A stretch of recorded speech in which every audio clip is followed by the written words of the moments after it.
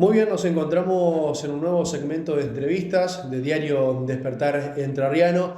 En esta oportunidad, una nota muy importante para nuestro medio. Estamos aquí en visita del senador nacional Edgardo Cuader, quien gentilmente nos visita, nos está recibiendo, bueno, a Diario Despertar Entrerriano en un segmento de noticias. Senador, ¿cómo le va? Buenas tardes, gracias Buenas por acercarse tardes. aquí. No, por favor, gracias a ustedes. Vamos a charlar un ratito. Sí, cómo no, Política en general, cuestiones energéticas también. no hay problema. Perfecto. Bueno, ante todo, el agradecimiento por acercarse, por venir a charlar con nosotros. Y ya para entrar en tema sobre el proyecto de su autoría en el Senado de la Nación, las cuestiones energéticas que son muy importantes para la provincia de Entre Ríos, pero también para la ciudad de Concordia y la zona, ¿no? Sí, bueno, el tema energético para nosotros, quienes vivimos en una región donde tenemos la represa de Salto Grande y conocemos perfectamente desde su construcción el impacto que ha causado, tanto ecológico y además también en lo que tiene que ver con las promesas incumplidas de su construcción, ¿no? Lo que era en su momento la navegabilidad Claro. de Uruguay, que tampoco se cumplió, el control de inundaciones, eso es relativo, el riego para la producción y demás tampoco se ha cumplido, y energía barata es lo que menos se ha cumplido. En realidad el tema de energía barata lo han vivido más plenamente los federaenses cuando les prometieron que le iban a inundar sus casas y le iban a dar casas nuevas y iban a pagar la energía muy barata, ¿no? Tal es así que les regalaron, cuando les entregaron esas casas, que muchas de ellas a medio terminar, hay que decirlo, les pusieron cocinas eléctricas, les pusieron todos los accesorios eléctricos y los vecinos, por supuesto, estaban muy contentos porque pese a lo mal que habían pasado por el hecho en sí de que tuvieron que trasladarse, que perdieron su casa donde han vivido familias, sus antepasados, y eso lo perdieron todo. Bueno, era una alegría, decir, bueno, por lo menos vamos a tener una energía barata, vamos a tener una casa Claro. moderna y demás. Eso se terminó al poco tiempo. Al poco tiempo, digo, cuando se empezó a recibir la boleta de la luz. Cuando empezó a recibir la boleta de la luz, la energía barata no era tan barata, y por supuesto esas cocinas y esos artefactos terminaron decorando los patios, Claro. incluso algunos terminaron en la vereda. Esa lucha que nosotros venimos llevando adelante con el tema de Salto Grande, histórica, que arranca con esto que les decía, por allá del año 79, imagínate, continuó siempre, ¿no? Luego hubo un intento privatizador en la represa de Salto Grande, que se llevó puesta esa privatización a muchas energéticas, a muchas generadoras hidroeléctricas que justamente este año vencen esas concesiones. Esas privatizaciones de aquella época que nosotros logramos evitar con la lucha de toda la región y otras provincias no lo pudieron hacer, hoy se vencen. Si no hubieran privatizado aquella vez, hoy se estarían venciendo esa privatización y estaríamos junto con otras provincias discutiendo qué se va a hacer con la represa. Bueno, nosotros logramos evitar esa privatización gracias a la movilización de todas las fuerzas vivas, ¿no? Fuerzas sociales, políticas y demás, sin distinción partidaria salimos a oponernos y logramos que la represa no se privatice y siga perteneciendo al Estado Nacional, Claro. como es hasta el día de hoy. También logramos la ley de excedentes, la conocida como Ley Maya, que es un proyecto del senador mandato cumplido Héctor Maya, que nos permitió también recibir recursos, ¿no? Esos recursos para desarrollo regional que se han volcado para muchas obras en la región a través de CAFE, que es el organismo que los administra, y bueno, que nos ha permitido también a muchas ciudades, por lo menos, tener algún resarcimiento por esa deuda pendiente que fue la construcción de la represa y también el impacto ambiental que ha ocasionado, la erosión de costas permanente que también que ocasiona. Pero bueno, hasta que en un momento el Estado Nacional se la empieza a rebuscar a través de la Secretaría de Energía para que esos recursos de alguna manera no te lleguen. Claro. Lo primero que hicieron fue retasear esos recursos, retasearlos, o sea, meterlos en el presupuesto nacional, usarlo para otras cosas, y no llegaban nunca y había que salir a pedir, a golpear puertas, siempre ir a Buenos Aires a golpear las puertas, siempre pedir a al Poder Central Todo que allá. te habiliten los recursos que te corresponden. Entonces iniciamos otra lucha. Esa la viví de pleno porque yo era presidente del Consejo Deliberante y me tocó encabezarla junto con muchos actores, Alejandro Casañas, bueno, el Centro de Comercio e Industria participó activamente, también la gente de Federación, y logramos sancionar una ley para excluir del presupuesto nacional esos fondos excedentes de Salto Grande que nos correspondían. Entonces, de esa manera, el Estado no los derivaba para otras partidas y luego tendríamos que nosotros ir a golpear puertas. Bueno, arrancamos con esa nueva metodología, funcionó al principio y después nuevamente se la ingenian para que no te llegue la plata. ¿Cómo lo hicieron esta vez? Bueno, Secretaría de Energía, que es la que fija el precio de la energía, empezó a poner un precio tan bajo a la generación de Salto Grande que prácticamente no te quedan excedentes. Eso es lo que está pasando hoy, sumado a que por la sequía y demás tampoco hay mucha generación energética, los excedentes de Salto Grande hoy están en cero. De hecho, CAFE, los sueldos de CAFE y todo lo que significa mantener ese organismo lo está sustentando el gobierno provincial. Y de eso no va a tener ningún recupero. Por lo tanto, bueno, es la lucha que seguimos dando históricamente, ¿no? Algunos plantean que el camino es la provincialización. Bueno, ¿qué cree al respecto de la provincialización? ¿Qué opinión Mire, la provincialización a nosotros, la provincialización ya se intentó en un momento, ¿no?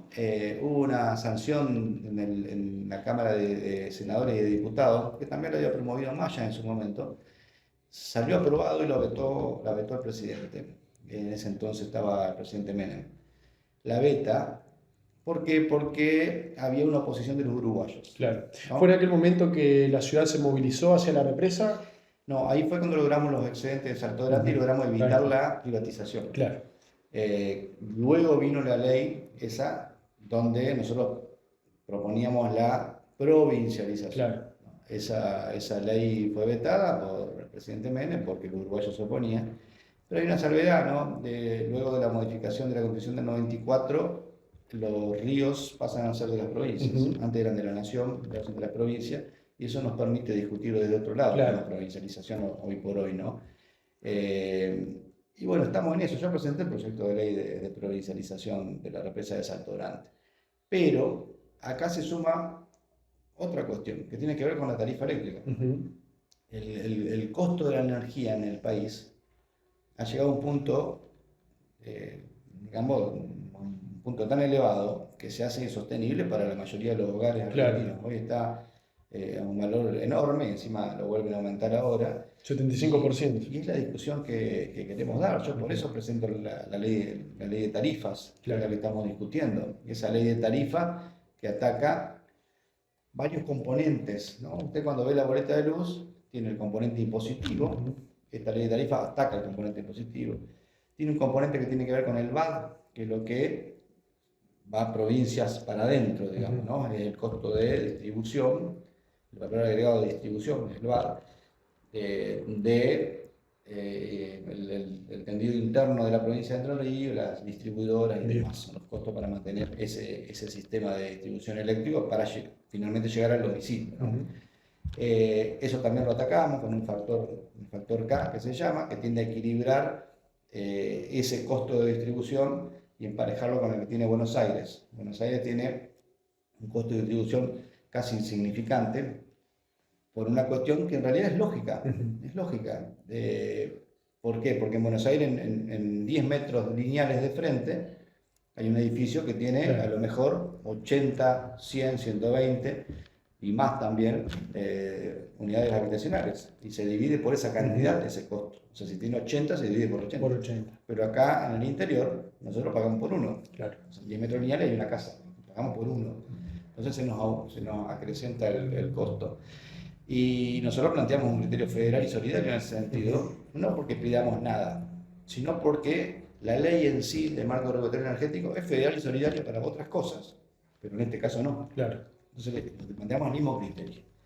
Digo que es federal y solidario para otras cosas, ¿por qué? Porque, por ejemplo, en Salto Grande, que está emplazado en la provincia de Entre Ríos, genera la energía más barata del país, y me animo a decir de toda Sudamérica, si vos querés. Sin embargo, pagamos una energía más cara. Fortuna. y otras provincias, como Buenos Aires, producen energía más cara y sin embargo la pagan más barata. Sí. Entonces somos solidarios para equiparar Para ese precio, algunos sectores, claro.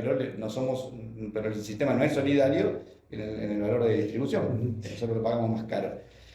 Y además, bueno, atacamos el tema de regalías y atacamos justamente en la ley esa de tarifas el valor que se le paga por el excedente por el costo de la energía, perdón, lo cual nos permitiría generar excedente y nos permitiría también mayor cantidad de regalías y con esos recursos adicionales bajar el precio de la tarifa de Entre Ríos en Corrientes, en el caso de Salto Grande, que también tiene una parte corriente. Y también tiene una parte de Misiones en lo que hace excedentes, ¿no? En regalías solamente Entre Ríos y Corrientes, 70-30, y en excedentes participa una parte la provincia de Misiones, que fue la negociación de la ley de excedente de Maya, que tuvimos que cederle a los misioneros porque en ese momento había que pelear cada voto en el Senado para lograr la sanción de la ley, y bueno, los misioneros exigieron también participar de eso para votar la ley. Así la logramos a la ley, hubo que ceder ese porcentaje a la provincia de Misiones. Pero el componente que resta atacar, que es el valor en sí de la energía. ¿No? Con la ley de tarifa atacamos todo lo demás, lo cual de salir esta ley, el impacto es importante para la tarifa eléctrica, ¿no? De hecho hay cosas que logramos ya con la pelea esta, ¿no? Desde el momento que presenté la ley, la provincia de Entre Ríos tomó medidas, el gobernador inmediatamente tomó medidas de reducción de tarifa eléctrica. Algunos municipios han tomado medidas de reducción de tarifa eléctrica, otros no, muchos municipios de la provincia sí. O sea, se ha iniciado una discusión con esto, que es lo que yo quería.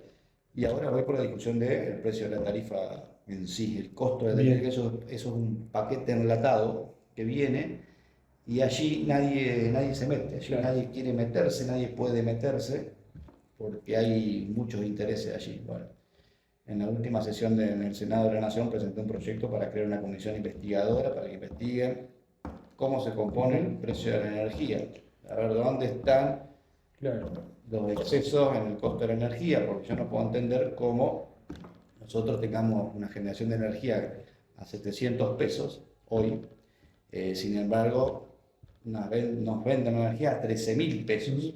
Entonces hay algo ahí que no está funcionando y es lo que queremos justamente determinar. Eso nadie se interesa por determinarlo, por H o por B. El senador recién mencionaba federal y unitaria.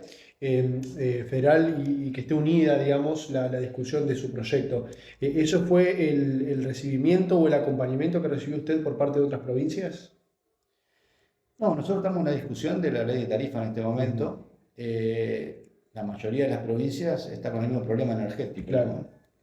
Nosotros tenemos una provincia donde tenemos la generadora Salto Grande y nosotros, acá en Concordia y Federación, siempre estuvimos más sensibilizados por esa cuestión. Pero hay muchas otras provincias que incluso tienen energía más cara que Entre Ríos y que tienen el mismo problema, los ciudadanos tienen el mismo problema. Entonces, en esa coincidencia de problemas es donde uno encuentra también en otros senadores el acompañamiento para este tipo de leyes, ¿no? Que es lo que estamos buscando, lo que estamos tratando.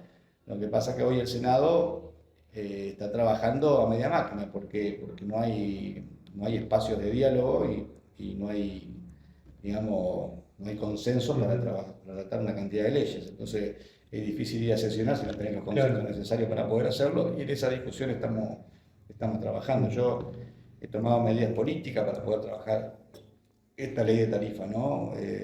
Mi acción política más dura fue la de abrirme del bloque, esa separación del bloque que no tiene que ver con una cuestión partidaria, sino que tiene que ver con una estrategia para poner en la agenda del poder central temas de interés de las provincias, en este caso la ley de tarifa, en este caso lo que a nosotros nos interesa con el tema de Salto Grande, poder discutirlo. Si nosotros no hacemos este tipo de cosas, el poder central te lleva puesto con su propia agenda y te lleva para donde quiere.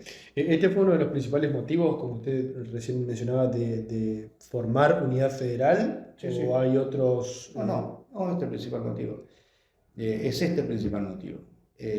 Yo vengo trabajando desde que asumí con el tema energético. El tema de Salto Grande lo planteé desde el primer día, hemos logrado cosas, hemos logrado que mejoren cuando se le paga a Salto Grande, pero de todas formas es un proceso, digamos, que te lo maneja. Siempre tienes que ir a golpear la puerta a Secretaría de Energía. Sí, sí. Y los tiempos te lo maneja Secretaría de Energía y te van dando de a poquito y te van llevando. Y te van llevando. Cuando querés acordar, se te pasaron 3, 4 años. No, lo que parecía que lograste mucho, Y se pudo avanzar es poco, claro. nada. Y la verdad que queremos soluciones de fondo. Y las soluciones de fondo son hacer una ley. Claro. Con la ley a nosotros ya no nos pueden manipular más, no tenemos que golpearle la puerta a nadie. La ley establece los criterios objetivos por los cuales nosotros nos tienen que liquidar y pagar la energía y en base a esos criterios nosotros ya automáticamente vamos a generar más recursos por excedente y más recursos por regalías, que nos va a permitir también trabajar en el sistema tarifario, lo nuestro. Además, bueno, nos metemos en la discusión del sistema energético nacional, esa con la otra presentación que hice el otro día, en la última sesión. Esa es más dura porque es una comisión investigadora para investigar, hay que se haga responsable quien sea, el que salte, el que tenga que saltar. Pero la conformación de unidad federal en mi caso responde a eso. Hay otras discusiones también que otros senadores también lo llevaron a que en esta coincidencia se sumen. ¿Eso entraría en temas de agenda de unidad federal? Sí, sí, caso de transporte, energía primero, porque fue lo prioritario, lo que yo planteé de inicio. El tema transporte también, nosotros pagamos en el interior el transporte más caro, mucho más caro que en Buenos Aires. Pagamos el combustible mucho más caro que en Buenos Aires. Son los 3 temas principales de agenda que estamos planteando, independientemente de que hay una cantidad de temas. Claro. Pero estamos con esa lógica y la verdad, el Senado de la Nación es constitucionalmente el órgano federal por excelencia, porque están representadas las provincias en ese Senado. Entonces, resulta ilógico, incomprensible que en el Senado de la Nación nosotros tengamos tantas dificultades para discutir el federalismo. ¿No? Veo que tenemos muchas dificultades para discutir el federalismo. Yo planteo esto y se me enojan. Claro. ¿Es tan federal como por ahí puede llegar a decir el presidente Alberto Fernández en nuestro país? No, para nada. No, para nada. No es federal el país. El país es centralista. Claro. Cada gobernante que llega a sentarse en el sillón de Rivadavia, por más que venga del interior, al poco tiempo el sistema lo lleva.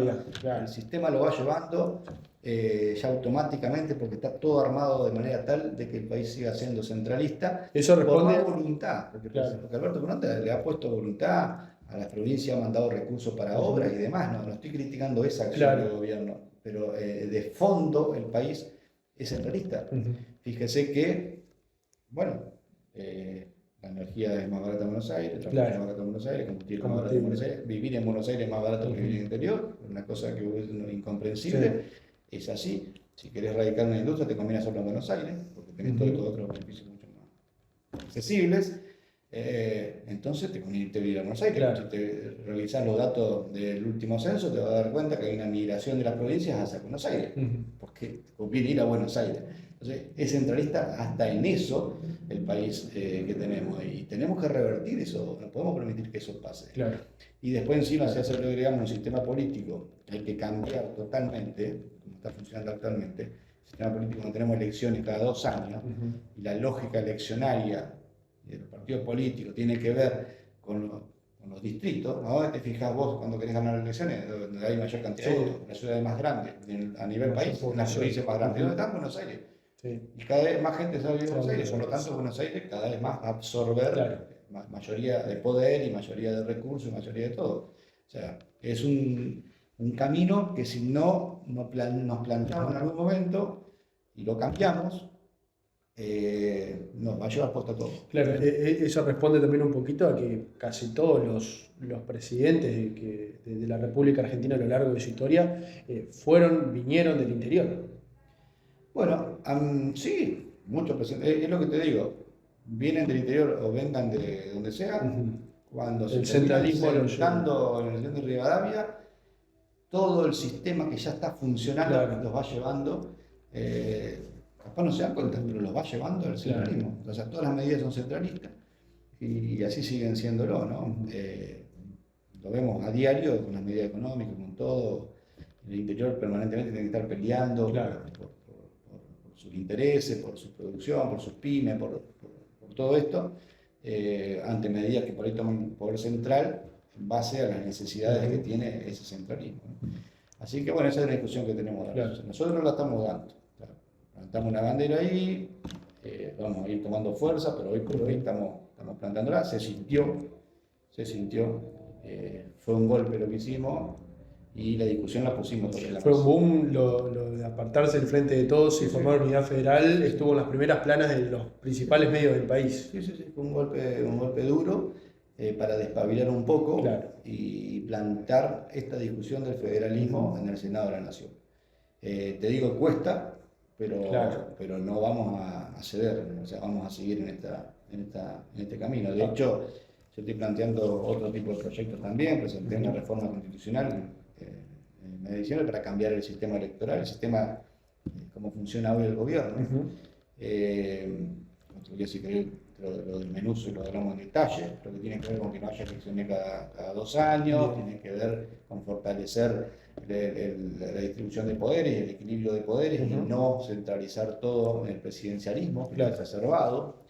Tiene que ver con que el presidente no tenga reelección, un solo mandato, que se dedica a gobernar, que no se dedica a hacer campaña, etcétera, para establecer otro tipo de criterio a la hora de ejercer el gobierno, mediano plazo, largo plazo, y no estar pensando cada 2 años que hay una elección, cosas así.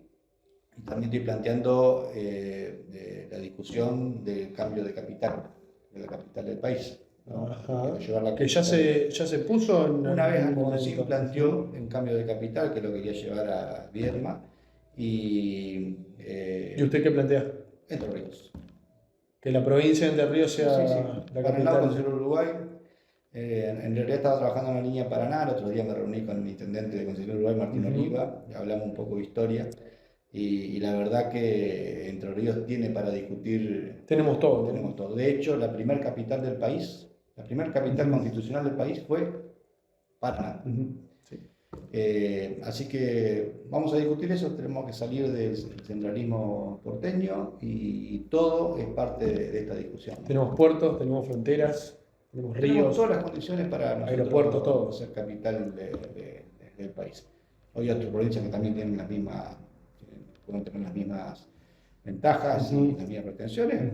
Discutámoslo. Lo importante me parece a mí que salgamos del centralismo porteño. Hay que discutirlo ahí. Y no es simbólico el tema de la capital. Claro. No es algo. Solamente decir esta es la capital del país y nada más. No es algo meramente simbólico. Tiene que ver con mucho más que eso. ¿no? Bien. Senador, bueno, consultarle ya yendo puro y exclusivo a lo político, ¿no?